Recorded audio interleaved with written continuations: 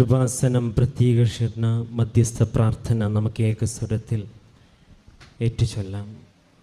അമ്മേ പരിശുദ്ധ അമ്മേ, അമ്മേ പരിശുദ്ധ അമ്മേ, ദൈവമാതാവേ, ദൈവമാതാവേ, കൃപാസനത്തിലൂടെ ഞങ്ങൾക്കും ഞങ്ങളുടെ ദേശത്തിനും അമ്മ മാധ്യസ്ഥം തേടിത്തന്ന എല്ലാ അനുഗ്രഹങ്ങൾക്കും കൃപകൾക്കും ഞങ്ങളിപ്പോൾ ഹൃദയം നിറഞ്ഞ നന്ദി പറയുന്നു. നമുക്ക് ഉച്ചത്തിൽ സ്തുതിച്ചു പ്രാർത്ഥിക്കാം. ഹല്ലേലൂയ, ഹല്ലേലൂയ, ഹല്ലേലൂയ, ഹല്ലേലൂയ.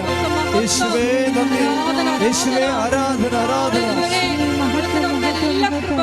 ആരാധന പാടാം മാലാഖമാരൊപ്പം ജീവന്റെ തിരുഭോജ്യമേ. ആരാധന പാടാം മാലാഖമാരൊപ്പം ജീവന്റെ തിരുഭോജ്യമേ. പരിശുദ്ധ പരമദിവ്യകാരുണ്യത്തിന് ആരാധനയും സ്തുതിയും പുകഴ്ചയും ഉണ്ടായിരിക്കട്ടെ. പരിശുദ്ധ പരമദിവ്യകാരുണ്യത്തിന് ആരാധനയും സ്തുതിയും പുകഴ്ചയും ഉണ്ടായിരിക്കട്ടെ. പരിശുദ്ധ പരമദിവ്യകാരുണ്യത്തിന് ആരാധനയും സ്തുതിയും പുകഴ്ചയും ഉണ്ടായിരിക്കട്ടെ. നമുക്ക് ഏറ്റുചൊല്ലാം. അമ്മേ പരിശുദ്ധ അമ്മേ, അമ്മേ പരിശുദ്ധ അമ്മേ, ദൈവമാതാവേ, ദൈവമാതാവേ, 2004 ഡിസംബർ 7-ാം തീയതി ഉച്ച കഴിഞ്ഞ് 2:30 കൃപാസനത്തിൽ സംഭവിച്ച അമ്മയുടെ പ്രത്യക്ഷപ്പെടലിനെ കുറിച്ച് തിരുസഭയ്ക്ക് സമർപ്പിച്ചിരിക്കുന്ന പഠനരേഖകളുടെ മേൽ വസ്തുനിഷ്ഠവും ദൈവശാസ്ത്ര വിധിപ്രകാരമുള്ളതുമായ അന്വേഷണ പഠനങ്ങൾ നടത്തി ആ പ്രത്യക്ഷപ്പെടലിലൂടെ പ്രകടമായ ദൈവമാതാവിന്റെ പ്രത്യേക കരുതലും സംരക്ഷണവും വെളിപ്പെടുത്തുന്ന പീഡിതരുടെ ആശ്വാസവും പ്രവാചകന്മാരുടെ രാജ്ഞിയും വാഗ്ദാനത്തിന്റെ പേടകവും പ്രപഞ്ച പ്രകൃതിയുടെ മാതാവുമായ പരിശുദ്ധ അമ്മയുടെ ഭക്തി തിരുസഭയിൽ കൂടുതൽ പ്രചരിച്ച് ജീവിതത്തിന്റെ ദുരന്ത അവസ്ഥകളിൽ അകപ്പെട്ടു കഴിയുന്ന അനേകായിരം മക്കൾക്ക് ദൈവത്തിന്റെ സാന്നിധ്യവും സന്ധിപ്പും കൂടുതൽ അനുഭവിക്കുക വഴി ആത്മീയ വിശുദ്ധിയും ദൈവശക്തിയും കൈവരിക്കുവാൻ ഞങ്ങളുടെ കുടുംബങ്ങളെ ഇടയാക്കണമേ. അമ്മേ പരിശുദ്ധ അമ്മേ, ഭൂസ്വർഗ ലോകങ്ങളുടെ രാജ്ഞിയായ അങ്ങേക്ക് ഭൗമ സംരക്ഷണത്തിനായി പ്രപഞ്ച പ്രകൃതിയെ തന്നെ തിരുസഭ പ്രതിഷ്ഠിക്കുവാൻ ഈ പ്രത്യക്ഷീകരണം വഴി ഇടയാക്കണമേ.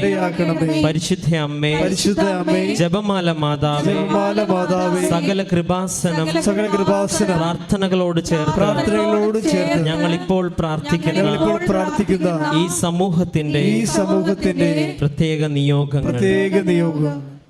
നമുക്ക് നമ്മുടെ നിയോഗങ്ങൾ സമർപ്പിക്കാം.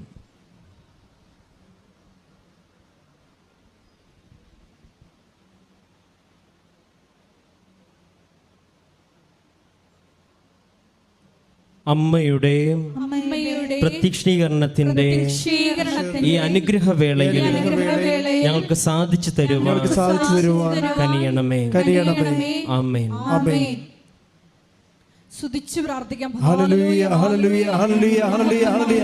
യേശുവേ നന്ദി. ഹല്ലേലൂയ, ഹല്ലേലൂയ, ഹല്ലേലൂയ. യേശുവേ മരിയൻ ഉടമ്പടി എടുത്ത് പ്രാർത്ഥിക്കുന്നു. പരിശുദ്ധ പരമദിവ്യകാരുണ്യത്തിന് നേരവും ആരാധനയും സ്തുതിയും പുകഴ്ചയും ഉണ്ടായിരിക്കട്ടെ.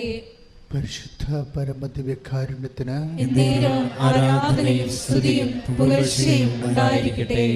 പരിശുദ്ധ പരമദിവ്യകാരുണ്യത്തിന് എന്നേരവും ആരാധനയും സ്തുതിയും പുകഴ്ചയും ഉണ്ടായിരിക്കട്ടെ. ഏറ്റു പ്രാർത്ഥിക്കുക. കർത്താവ് ദൈവമേ, കർത്താവായ ദൈവമേ, അങ്ങയുടെ പീഡാനുഭവത്തെ അനുസ്മരിച്ചുകൊണ്ട്, അങ്ങയുടെ പീഡാനുഭവത്തെ അനുസ്മരിച്ചുകൊണ്ട്, കുരിശുമരണത്തെ പ്രഖ്യാപിച്ചുകൊണ്ട്, കുരിശുമരണത്തെ പ്രഖ്യാപിച്ചുകൊണ്ട്, ഉയർപ്പിൽ വിശ്വസിച്ചുകൊണ്ട്, ഉയർപ്പിൽ വിശ്വസിച്ചുകൊണ്ട്, വരവ് കാത്തിരുന്നുകൊണ്ട്,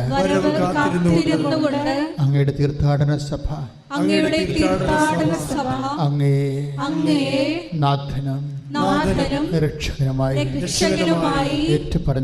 ഏറ്റുപറഞ്ഞുകൊണ്ട് ഞങ്ങളുടെ ക്ലേശങ്ങളുടെ കാലത്ത് അങ്ങയുടെ സാന്നിധ്യം വാഗ്ദാന പ്രകാരം ഞങ്ങളുടെ കുടുംബത്തിലും ഞങ്ങളുടെ സമൂഹത്തിലും അൽത്താരയിലും അങ്ങയുടെ സാന്നിധ്യം അനുസ്മരിച്ചുകൊണ്ട് അടിയങ്ങൾ ആരാധിക്കുന്നു. നന്ദി, ആരാധന. ഹല്ലേലൂയ, ഹല്ലേലൂയ, യേശുവേ നന്ദി, ഹല്ലേലൂയ.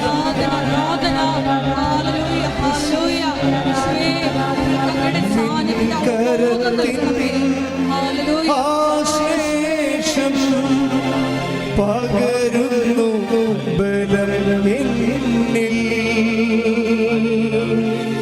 നിൻ കരത്തിൻ ആശേഷം പകരുന്നു ബലം എന്നിൽ. ആരാധ്യൻ യേശുവരാ, വണങ്ങുന്നു ഞാൻ പ്രിയനേ. തേജസ്സിലും നിൻ മുഖമിൽ ഹൃദയത്തിൽ ആനന്ദമേ.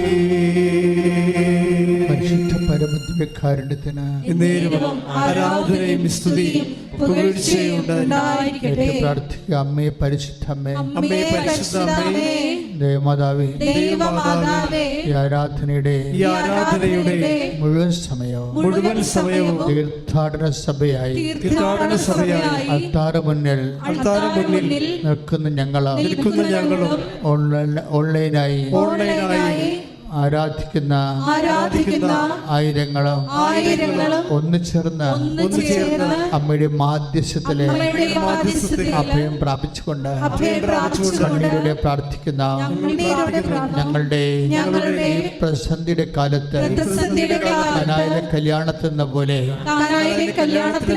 പരിശുദ്ധമ്മേ, അങ്ങയുടെ തിരുക്കുമാരനോട് ഈ നിമിഷം എല്ലാ മനുഷ്യർക്കും വേണ്ടി പ്രത്യേകിച്ച് ഉടമ്പടിയെടുത്ത് പ്രത്യേക ജീവിത അവസ്ഥകളിലൂടെ ദൈവത്തിലെ ആശ്രയിച്ചുകൊണ്ട് കടന്നു പോകുന്ന അവരുടെ ഓരോരുത്തരുടെയും ഓരോ ഉദ്യമങ്ങളും എല്ലാ സങ്കടങ്ങളും സന്തോഷത്തിന്റെ സുവിശേഷ സാക്ഷ്യമാകാൻ ഞങ്ങൾക്കായി പ്രാർത്ഥിക്കണമേ. എല്ലാവർക്കും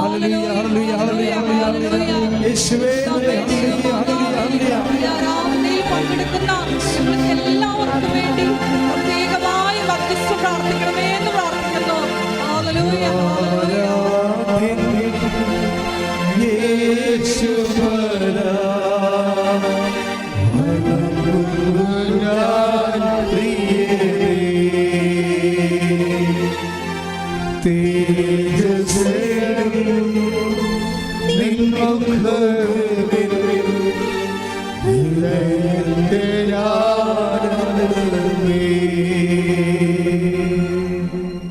ഉടമ്പടി നമ്മൾ ആത്മാവിലും സത്യത്തിലും ഉള്ള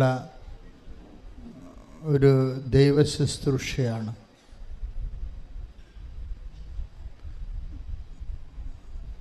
ഉടമ്പടി എങ്ങനെയുള്ള ദൈവ ശുശ്രൂഷയാണ്? ആത്മാവിലും സത്യത്തിലുമുള്ള ദൈവ ശുശ്രൂഷ. കർത്താവ് തന്നെ ആരാധനയുടെ മുഖമുദ്രയെക്കുറിച്ച് പറയണത് എന്താണ്? യഥാർത്ഥ ആരാധകരെ ആത്മാവിനും സത്യത്തിലുമാണ് ദൈവത്തെ ആരാധിക്കുന്നത്. Praise the lord. Take the bite of God. യോഹന്നാന്റെ സുവിശേഷത്തിലെ 4-ാം അധ്യായം.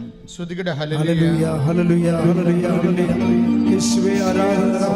4:23. യോഹന്നാൻ 4:23.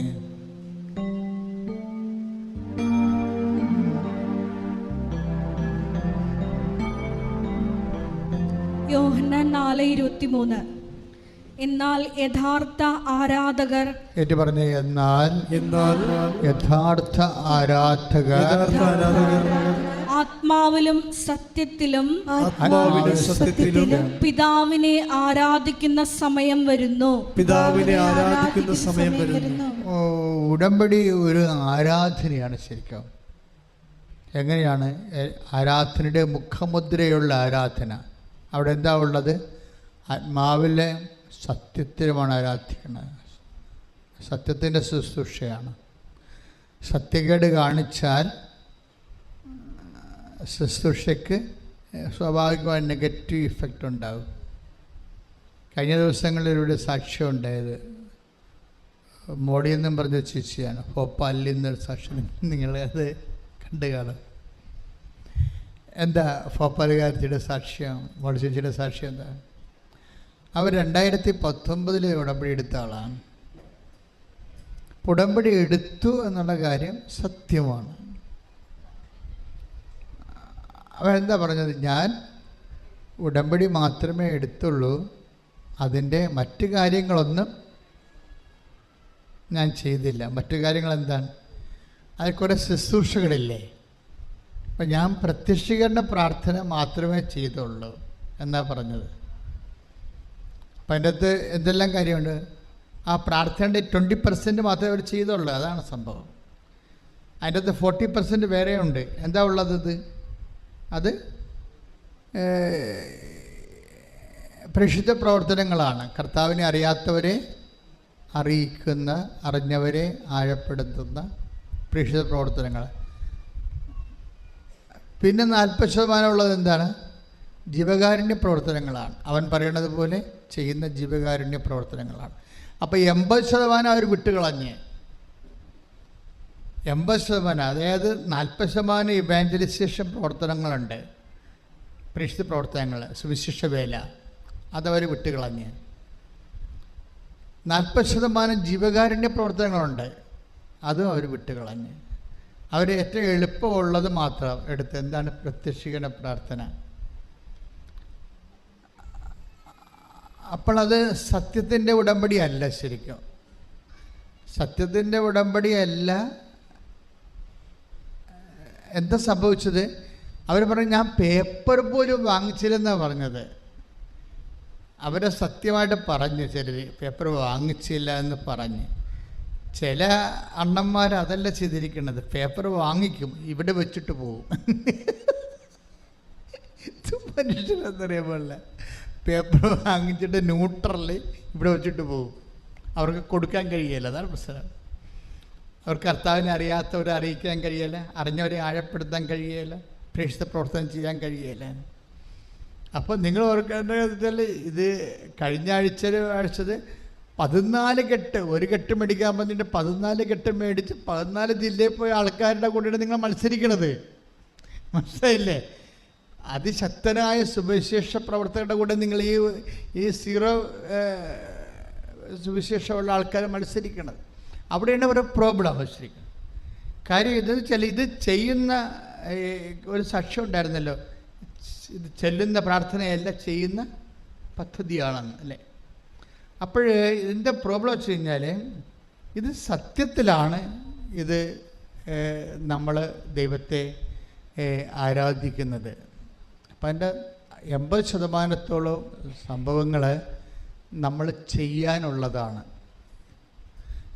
ചൊല്ലാനുള്ളതല്ല. അപ്പോഴൊരു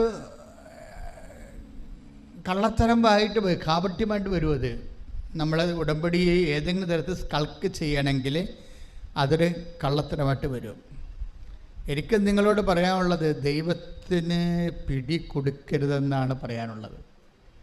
നിങ്ങൾ പ്രഖ്യാപിത കള്ളന്മാരാണെന്നുള്ളതേ, വിലമടിച്ചുകളാണ്, വിലമടിയന്മാരാണ്, കർത്താവിന് വേണ്ടി വേല ചെയ്യുന്നതിൽ താല്പര്യമില്ലാത്തവരാണെന്ന്, അത് ഇങ്ങനെയുള്ള കാര്യങ്ങൾ ബോധപൂർവം വേറെ ആടിനെ പിടരക്കി വെച്ച് കെട്ടി അവരെ കൊണ്ട് തുമ്പിയെ കൊണ്ട് കല്ലെടുപ്പിക്കണ പോലെ, കുരങ്ങനെ കൊണ്ട് ചൂടുപായസം കുരിക്കണ പോലെയുള്ള കുരങ്ങ് കളിക്കാരാണെന്ന് ദൈവത്തിന് പിടികൊടുക്കാതിരിക്കുന്നതാണ് നിങ്ങൾക്ക് നല്ലത്. എന്താ കാര്യം അറിയാമോ? ഒരിക്കൽ പിടികൊടുത്താൽ കർത്താവ്, ഇപ്പം തന്നെ ഈ ചേച്ചിക്ക് സംഭവിച്ചത് എന്താ? പിറ്റേ ദിവസം അവരുടെ മകൻ വെറുതെ ഇരുന്ന മകൻ മുകളിലത്തെ 2ാം നിലയിൽ നിന്ന് തലയും കുത്തി താഴെ വീണ്. വല്ല കഥയുണ്ടാകും. ആ കാശിലും കടുത്തലും ഉണ്ടായത് കൊണ്ട് മാത്രം നടുവ് എല്ലൊടിഞ്ഞില്ല. 2ാം നിലയിൽ നിന്ന് ടെറസിൽ നിന്ന് താഴെ ടൈൽസ് വീണാനുള്ള അവസ്ഥ എന്താണ്? പൊടിഞ്ഞു പോകത്തില്ലേ? അപ്പോൾ ഉടമ്പടി സംരക്ഷണം ഉണ്ടായത് കൊണ്ട് ആണ് ആ മകൻ ഒടിപോരിച്ചൊരു 10 ദിവസത്തെ റെസ്റ്റ് കൊണ്ട് അവൻ രക്ഷപ്പെട്ടു. അപ്പം ഉടമ്പടി സംരക്ഷണം എന്ത് ശക്തമാണെന്ന് ചോദിക്കേ. 2ാം നിലയിൽ നിന്ന് താഴെ ടെറസിൽ നിന്ന് താഴെ ടൈൽസ് വീഴുന്ന ആളിൻ്റെ എത്ര അസ്ഥി ഒടിയണം? ഒരു 10-20 അസ്ഥി ഒടിയേണ്ടതാണ്. അവൻ പറഞ്ഞത് എന്നെ 3 സ്ഥലത്ത് വെച്ച് മാതാവിനെ താങ്ങിയെന്നാണ് പറയണത്. അതുകൊണ്ടാണ് അവനെ പിടിച്ച് കൊണ്ടുവന്ന് ഇരുത്തണ പോലെ ഇരുത്തിയത്. അവർക്കൊരു നോട്ട് കൊടുത്തതാണ്. നീ തീക്കട്ടെ ഉറുമ്പരിക്കരുതെന്ന് പറഞ്ഞ പോലെ ദൈവത്തിൻ്റെ അടുത്ത് വന്നിട്ട് സ്വന്തം വയറ്റിപ്പഴപ്പിന് വേണ്ടി സുവിശേഷത്തിന് ദുർവിനിയോഗിക്കരുത്, ഒരു നോട്ട് കൊടുത്തതാണ്. അതുകൊണ്ടാണ് സത്യമല്ല അവർ ചെയ്തത്. അതുകൊണ്ടാണ് ഈ യോഹന്നാൻ്റെ സുവിശേഷം 4:28. Take the word for stay, read it again. ശ്രദ്ധിക്കട്ടെ. ഹല്ലേലൂയ. യോഹന്നാൻ 4:23. യോഹന്നാൻ 4:23. എന്നാൽ യഥാർത്ഥ ആരാധകർ ആത്മാവിലും സത്യത്തിലും പിതാവിനെ ആരാധിക്കുന്ന സമയം വരുന്നു. അപ്പൊ ആരാധനയ്ക്ക് 2 വശങ്ങളാണുള്ള. ഒന്ന് ആത്മാവിലും, രണ്ടാമത്തത് സത്യത്തിലും. ആത്മാവിൽ ആരാധിക്കുക എന്ന് പറയുമ്പോൾ എന്ത്? നിങ്ങൾ ഉടനെ ഭാഷാവൃത്തി ആരാധിക്കുകയാണെന്ന് പറയും. അതങ്ങനെ വ്യാഖ്യാനിക്കുന്നവരുണ്ട്. പക്ഷേ ആത്മാവിൽ ആരാധിക്കുക എന്ന് വെച്ച് കഴിഞ്ഞാൽ ആത്മാവിൻ്റെ ശുശ്രൂഷിക്കുന്നവർ കർത്താവിൻ്റെ വചനം. ഇപ്പം 1 പത്രോസ് 4:11 എടുത്ത് ശ്രദ്ധിക്കട്ടെ. ഹല്ലേലൂയ, ഹല്ലേലൂയ, ഹല്ലേലൂയ, ഹല്ലേലൂയ, ഹല്ലേലൂയ. യേശുവേ നന്ദി, യേശുവേ സ്തുതി. ഹല്ലേലൂയ, ഹല്ലേലൂയ, ഹല്ലേലൂയ, ഹല്ലേലൂയ, ഹല്ലേലൂയ. യേശുവേ ആരാധന, ആരാധന, ആരാധന. 1 പത്രോസ് 4:11. 1 പത്രോസ് 4:11. പ്രസംഗിക്കുന്നവൻ ദൈവത്തിന്റെ അരുളപ്പാട് നൽകുന്നവനെ പോലെ പ്രസംഗിക്കട്ടെ. ശുശ്രൂഷിക്കുന്നവൻ ദൈവത്തിൽ നിന്ന് ലഭിച്ച ശക്തി കൊണ്ട് എന്ന പോലെ ശുശ്രൂഷിക്കട്ടെ. അപ്പൊ ആത്മാവിൽ ശുശ്രൂഷിക്കട്ടെയാണ്. ദൈവത്തിൽ നിന്നുള്ള ശക്തി എന്ന് പറയുന്നത് എന്താണ്? ദൈവത്തിൽ നിന്നുള്ള ശുശ്രൂഷിക്കുന്നവൻ ദൈവത്തിൽ നിന്നുള്ള ശക്തി. ഇപ്പം നടപടി പുസ്തകത്തിന് 1:8 എടുത്ത് 1:4 എടുത്ത് ശ്രദ്ധിക്കട്ടെ. ഹല്ലേലൂയ,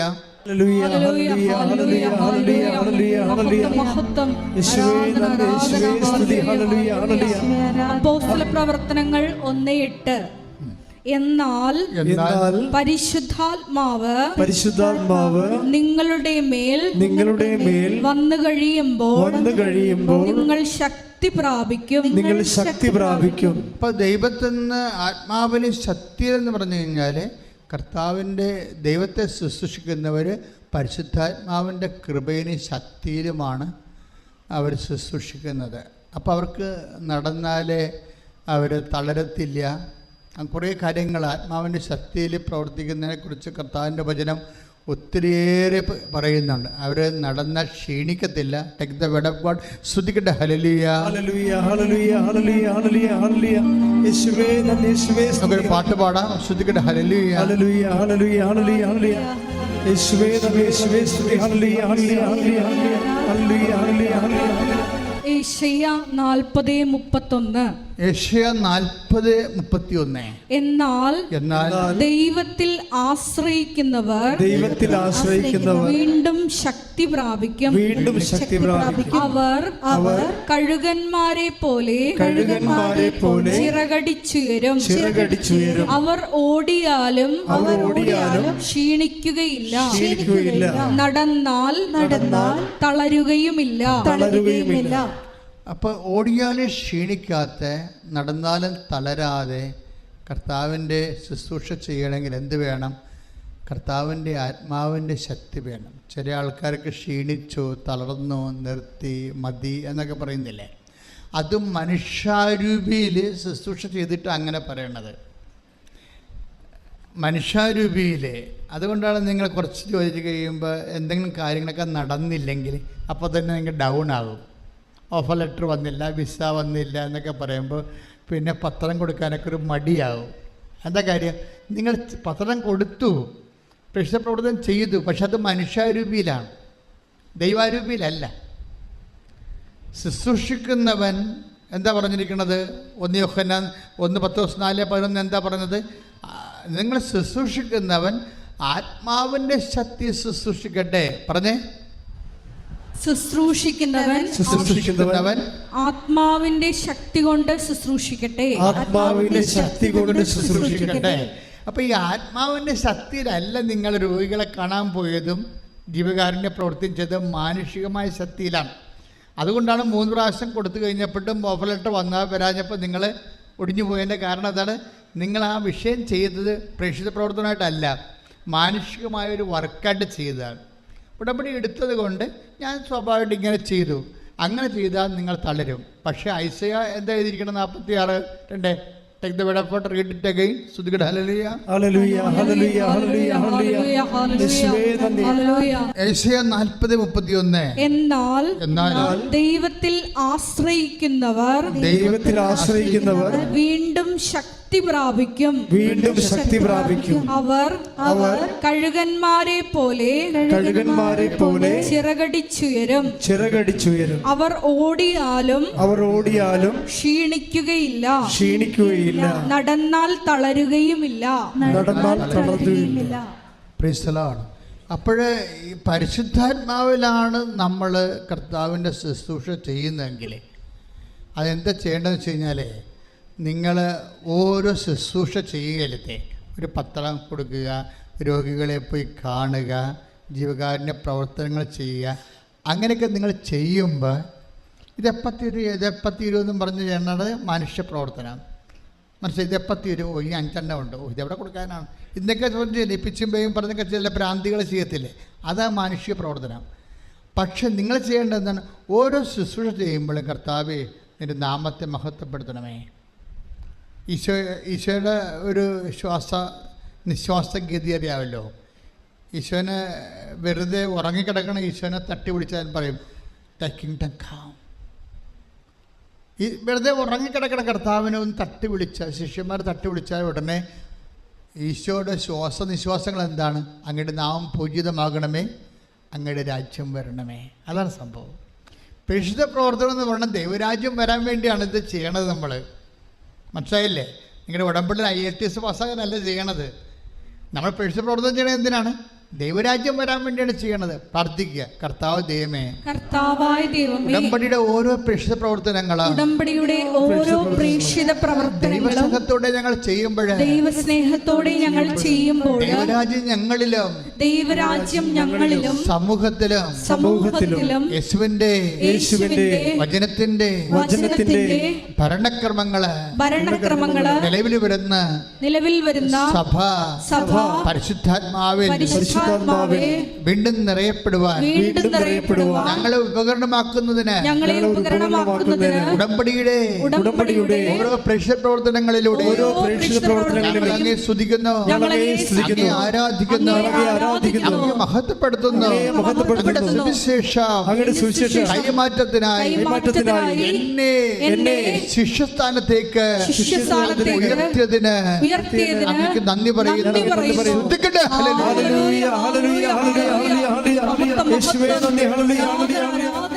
പരിശുദ്ധാത്മാവേ എന്നിൽ നിറയണമേ.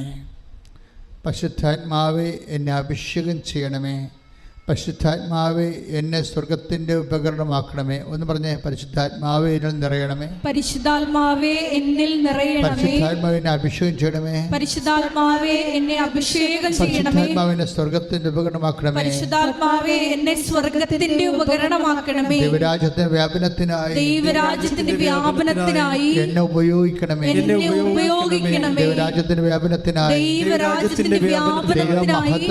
ദൈവമഹത്വത്തിനായി എന്നെ ഉപയോഗിക്കണമേ. ശ്രുതികട ഹല്ലേലൂയ.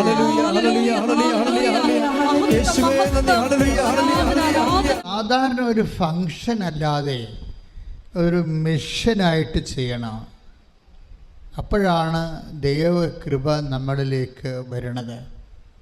സാധാരണ എന്താ കാരണത്തിൽ ഉടമ്പടി ഓരോ സാക്ഷ്യങ്ങൾ കേൾക്കുമ്പോൾ നിങ്ങൾക്ക് മനസ്സിലാവത്തില്ലേ അത് എന്തുമാത്രം സത്യമാണെന്ന്. ഇപ്പോൾ കഴിഞ്ഞ ദിവസത്തെ ഒരു സാക്ഷ്യം എന്താണ്? അമ്മിണി ശ്രീധരൻ്റെ സാക്ഷ്യം നിങ്ങൾ കേട്ടില്ലേ? അത് അമ്മിണി ശ്രീധരൻ്റെ സാക്ഷ്യം. അമ്മിണി ശ്രീധരൻ്റെ പ്രശ്നം എന്താ? തൊടുപുഴ എന്താ അവരുടെ പ്രശ്നം?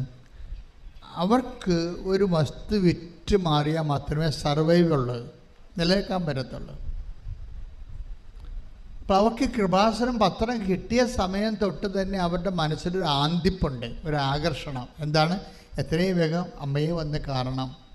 എനിക്ക് കണ്ട, അപ്പം ആരോ കൊടുത്തൊരു കൃപാസനം പത്രമാണ്. അത് കൊടുത്തപ്പോൾ വെറുതെ ഇരുന്ന കല്ലുപോലെ ഇരുന്ന അമ്മിണി ശ്രീധരൻ്റെ ഉള്ളിലൊരു ആന്തിപ്പ് വന്ന്. എന്താണ്? എനിക്ക് അമ്മയെ കാണണം, എനിക്ക് അമ്മയെ കാണണം. അമ്മയെ കാണുമ്പോൾ എല്ലാ പ്രശ്നവും പരിഹാരം ഉണ്ടാകും. ആ സത്യമാണല്ല. എല്ലാ പ്രശ്നത്തിനും പരിഹാരം ഉണ്ടാകുന്ന ആളെയാണല്ലോ അമ്മ ലോകത്തിന് കൊടുത്തത്. ആരാണത്? ഈശോ അല്ലേ? ഈശോയെക്കുറിച്ച് എന്നാ വചനം പറയണത്? യേശുക്രിസ്തു സകല വാഗ്ദാനങ്ങളും, ഞാൻ എപ്പോഴും മനസ്സിൽ ഓർക്കണം, ഉടമ്പടിയുടെ ആണി വചനമാണ്. എന്താണ് സകല വാഗ്ദാനങ്ങൾ? ഏറ്റു പറഞ്ഞേ, സകല വാഗ്ദാനങ്ങളും ക്രിസ്തുവിൽ അതേ എന്ന് തന്നെ. ഒന്ന് കുറഞ്ഞ 1:20 ശ്രുതികട ഹല്ലേലൂയ.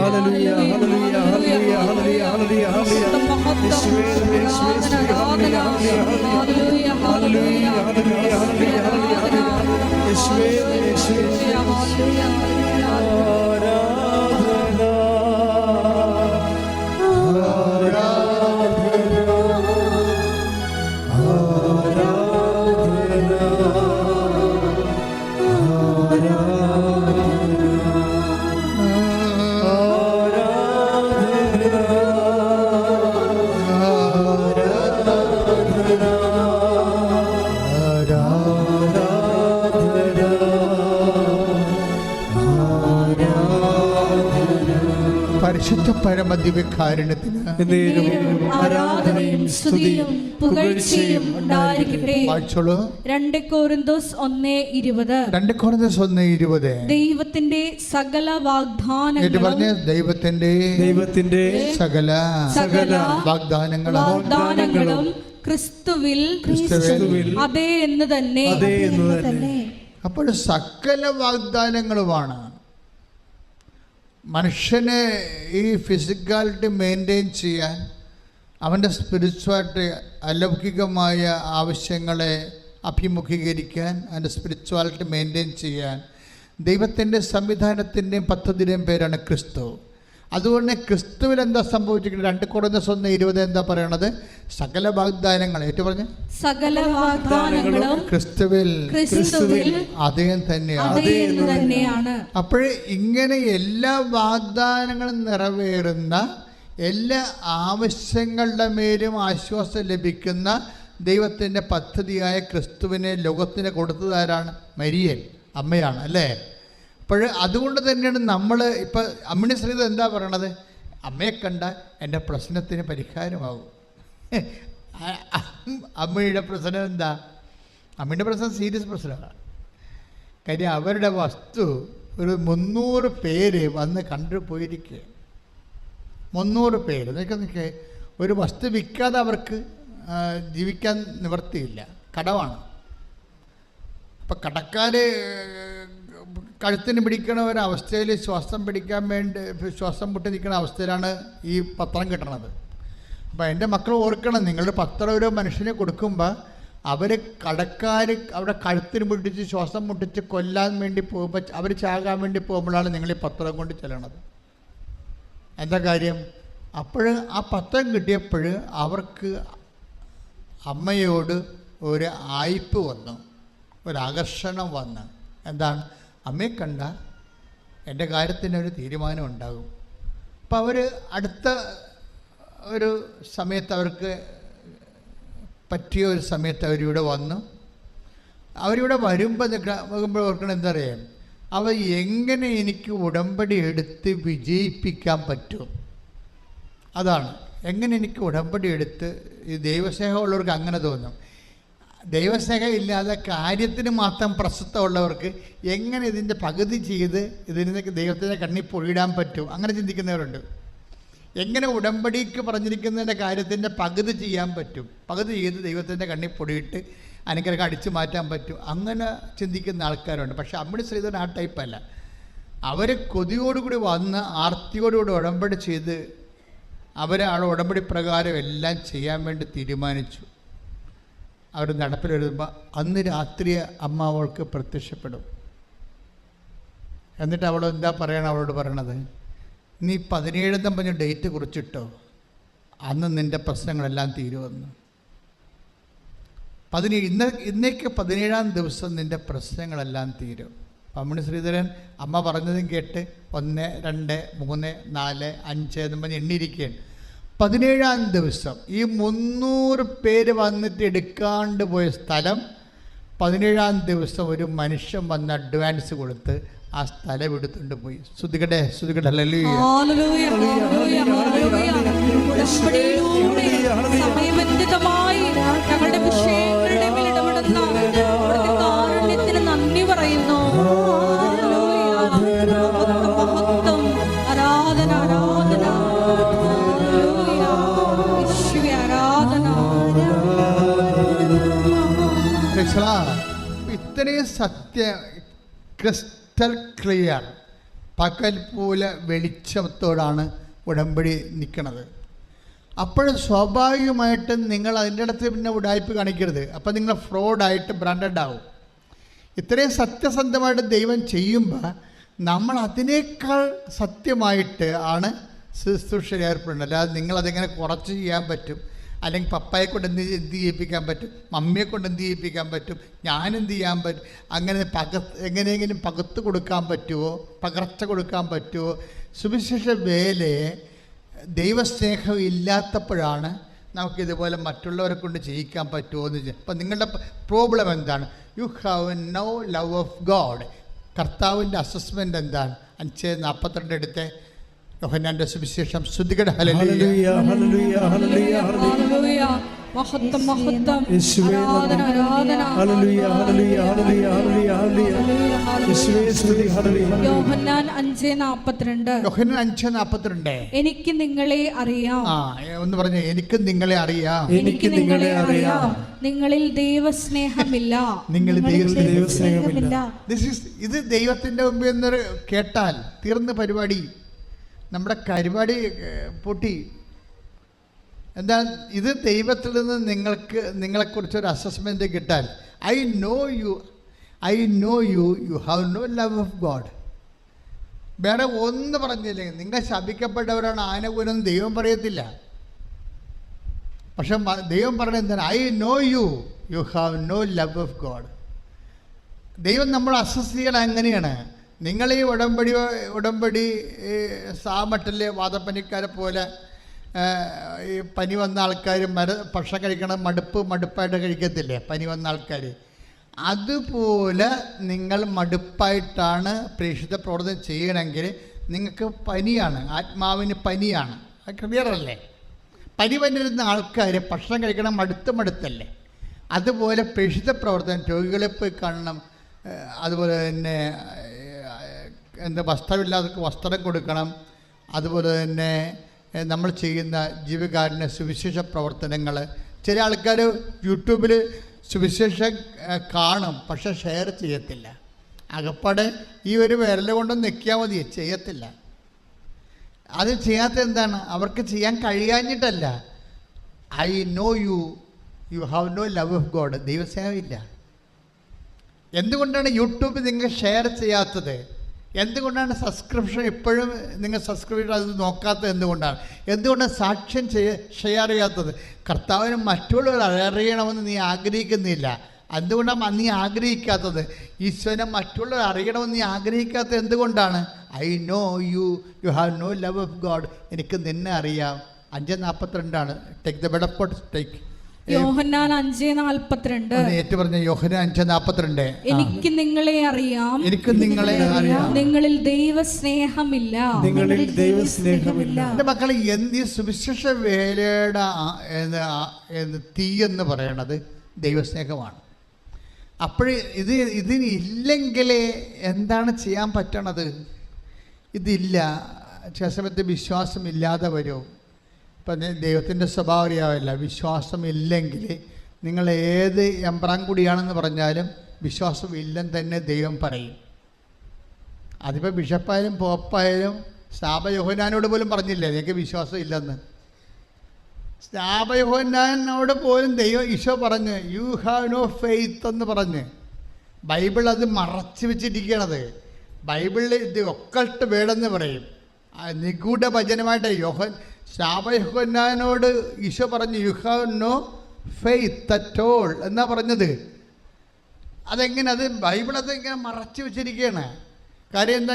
ഈ സ്നാപയോഹന്നാന്റെ ശിഷ്യന്മാരാണല്ലോ ഈ സംഭവം എഴുതി വെച്ചിരിക്കുന്നത്.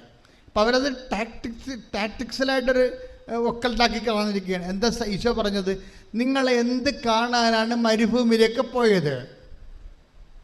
കാറ്റത്താടുന്ന ഞാങ്കിണയെയോ? പിന്നെ നിങ്ങൾ എന്ത് കാണാൻ പോയി? അപ്പോഴ് മൃദുല വസ്ത്രം ധരിച്ചവരെയോ? അവർ രാജകൊട്ടാരങ്ങളിലാണ് താമസിക്കുന്നത്. പിന്നെ നിങ്ങൾ എന്ത് കാണാൻ പോയി? പ്രവാചകനെയോ? ഞാൻ പറയുന്നു പ്രവാചകനേക്കാൾ വലിയവനെന്ന്. പ്രവാചകനേക്കാൾ വലിയവനെന്ന് പറയുമ്പോഴും അടുത്ത വചനമുണ്ട്. 11:11 take the word of God. മത്തായിയുടെ സുവിശേഷം 11:11. സത്യമായി ഞാൻ നിങ്ങളോട് പറയുന്നു, സത്യമായി ഞാൻ നിങ്ങളോട് പറയുന്നു, സ്ത്രീകളിൽ നിന്ന് ജനിച്ചവരിൽ സ്നാപയോഹന്നാനേക്കാൾ വലിയവനില്ല. എങ്കിലും സ്വർഗരാജ്യത്തിലെ ഏറ്റവും ചെറിയവൻ അവനേക്കാൾ വലിയവനാണ്. ഇത് എന്താ സംഭവം? കേൾക്കുമ്പോൾ നമ്മൾ അവർക്ക് ഭയങ്കര സൂപ്പർ പോസിറ്റീവ് ആണെന്ന്. ഇത് ബ്ലാക്ക് നെഗറ്റീവ് ആണ്. ഈ word of God black negative ആണ്. എന്നിട്ട് സ്നാപയോഹന്നാനെ കുറിച്ച് എന്താ കമൻറ്റ് ചെയ്തിരിക്കണത് ഈശോ? ഇത് എപ്പോഴാണ് ഈ കമൻറ്റ്സ് വരണത്? സ്ത്രീകളിൽ നിന്ന് ജനിച്ചവരിൽ പറഞ്ഞേ, സ്ത്രീകളിൽ നിന്ന് ജനിച്ചവരിൽ സ്നാപയോഹന്നാനേക്കാൾ വലിയവനില്ല. അപ്പൊ എവിടെയാണ് ഇത് ഈശോ ഈ കണക്ട് ചെയ്യണത്? ദൈവരാജ്യത്ത് 11:11 വായിച്ച മത്തായി 11:11. എങ്കിലും സ്വർഗരാജ്യത്തിലെ ഏറ്റവും ചെറിയവൻ അവനേക്കാൾ വലിയവനാണ്. അപ്പൊ ഈ സ്വർഗരാജ്യത്തിലെ ഏറ്റവും ചെറിയവനില്ലേ, അവൻ ആരാണ്? അവൻ സ്നാപയോഹന്നാനേക്കാൾ വലിയവനാണ്. അപ്പൊ ഈ സ്വർഗരാജ്യത്തിലെ ചെറിയവൻ ആരാണ്? ഇങ്ങനെയാണ് സ്വർഗരാജ്യത്തിൽ ചെറിയവൻ ആരാണ്? വിശ്വസിക്കുക വഴിയാണ് ദൈവരാജ്യത്തിൽ ഒരാൾ പ്രവേശിക്കണത്. മർക്കോസിന്റെ 1:15 എടുത്ത് ശ്രദ്ധിക്കട്ടെ. ഹല്ലേലൂയ.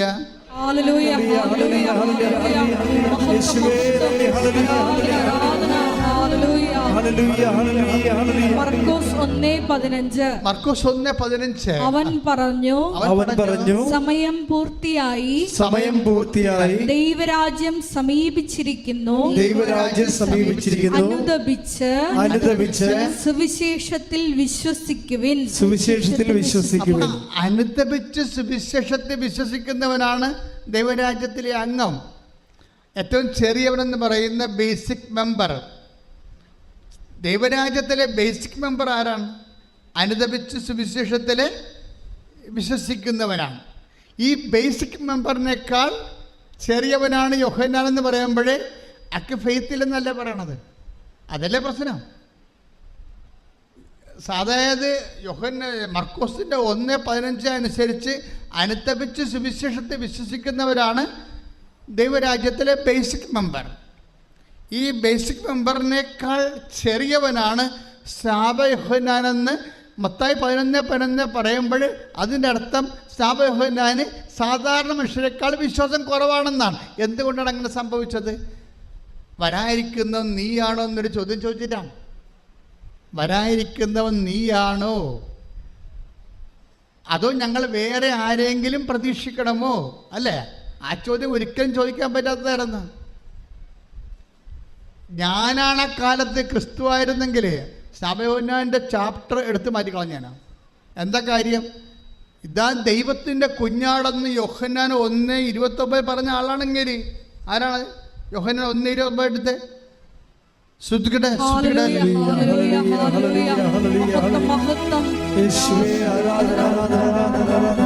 യോഹന്നാൻ 1:29.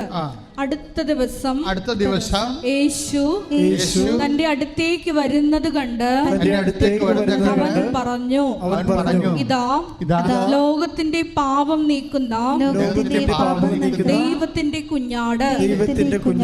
അപ്പൊ ഒരു കാലത്ത് ക്രിസ്തുവിനെ ഏറ്റുപറഞ്ഞ ആളാണ്. എന്തെന്ന് പറഞ്ഞ്?